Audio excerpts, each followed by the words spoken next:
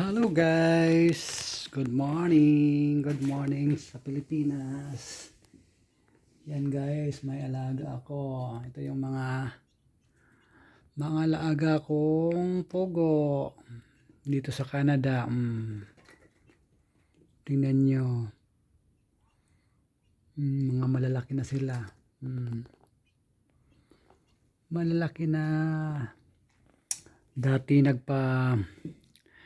nagkuhan ako ng incubator, bumili ako ng incubator, tapos bumili ako ng isang dosinang itlog ng pugo. Pero yung napisa ay nasa 6 lang kalahati ngayon nasa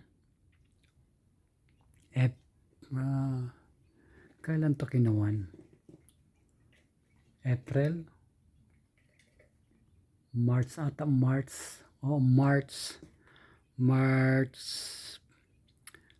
1st hanggang March 21. Dahil April, May, magti 3 months na ewan ko kung magti 3 months baka April to, April April 1st hanggang April 21.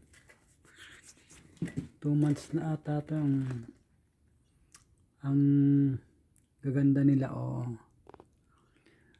bumili ako ng ginawa kong kulungan, tapos ginawa ko, may mga tools naman ako guys. So ito, gusto kong paramihin sila. Maganda nilang, cute, maganda. Yan, nasyap-syap na, pero maganda yung mga malalaking pugo o quail. Medyo maliit-liit sila guys. Hindi ko lang sure kung lumaki pa sila. 2 months, mahigit 2 months pa lang yan. Pinapalaki ko, inalagaan kong mabuti. Ang problema nila yung inumin. Ito yung anang pugo, nakapapisa ako. Maganda.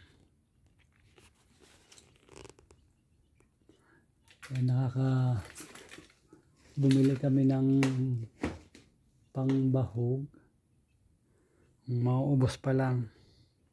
Hindi naman malakas silang kumain, pero kain ng kain. Siguro sa maliit lang ang kuwan nila, ang tiyan. Yun pa lang, hindi pa naubos yung isang bag pa lang yan. Halagang $6 sa store. Binili ko. Hindi pa nila nauubos. Tipid naman sila. Ngayon mga malalaki na palagi lang sila nasa loob ng bahay. Dito sa baba wala naman nakatira. Yan, dito ko sila lang, kundi malamig dito sa baba, pero kayang-kaya na nila. Pero nung kinuha ko sila sa incubator, ilinagay ko sila sa incubator na pisa, linalamig talaga sila, din nila kayang walang incubator.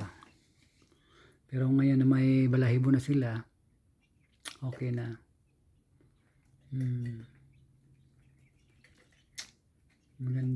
Magandang kawan, alagaan, nakakalibang.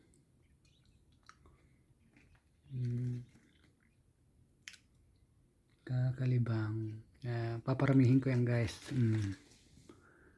Maalagaan ko sila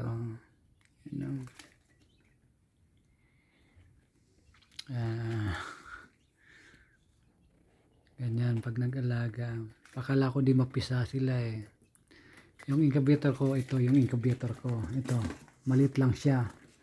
Ang capacity nasa siguro sa pagpugo, pwede mga 25 o 30 eggs. Pero pag once na yung malalaking eggs na sa chicken, bali ang capacity ay 12, isang dosina lang ang pwede ilagay. Pero ayoko ng kuyan. Gusto ko talaga ito lang, quail, pugo. Maganda silang alagaan. Pag ako guys, pag mangingitlog, kuhan ako ng video, papakita ko sa inyo, tapos i-on ko na naman sa incubator. See you guys, salamat, thank you, bye bye.